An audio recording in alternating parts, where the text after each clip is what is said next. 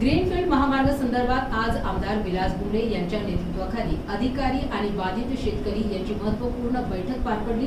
शेतकऱ्यांच्या विविध मागण्यांवर सविस्तर चर्चा या बैठकीत करण्यात आली।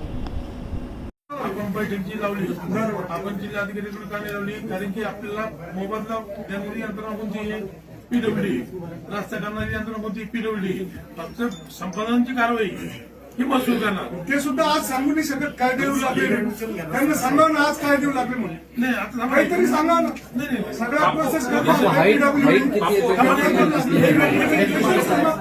बापू याच्यानंतरच्या मीटिंग झाल्या ना, तुमच्या नेतृत्वात फक्त शेतकऱ्याच्या झालं पाहिजे। शेतकरी कमी आणि दादा लोक जास्त आहे। तुमच्या नेतृत्वात फक्त शेतकरी शेतकरी पाहिजेच नाही। पहिले अलॉटमेंट नुसार आहे ना बापू, पहिले अलॉटमेंट नुसार आहे ना दोन्ही शेतकरी सारखे होते। आता ह्या अलॉटमेंट नुसार आहे का ते पूर्ण आमचं माझं 7 एकर 4 एकर चाललं 3 एकर राहिले बापू माझं।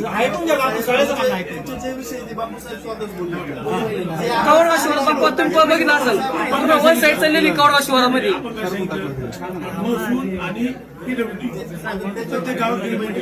शेतकऱ्यांची संमती आली, टेंडर काढले गेले पाहिजे। आता शेतकरी समाधान कवडगाव मध्ये आपण बिलकुल सारखं बापू, ज्या टायमाला कवडगावच्या अर्धे शेतकरी जात होते आणि मी धुक्कडचा आहे, तर त्यांनी पूर्ण क्षेत्र माझं धुक्कडवरून टाकलं त्यांनी, माहिती का? पहिले अलॉटमेंट बरोबर बांधून उरून होते, अर्धी तिकडून अर्धी तिकडून, आज दिवस पूर्ण अलॉटमेंट माझ्याकडे टाकून दिली। म्हणजे एका महिन्यात अलॉटमेंट चेंज करून टाकली त्यांनी, हे चुकीचं आहे ना। आणि ते बी पूर्ण अलॉटमेंट चेंजाची गोष्ट वेगळी आहे ना।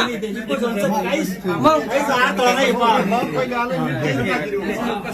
बिलकुल पहिले अलॉटमेंट बापू ते एकदम योग्य होते, पाडील चुकीच झालं।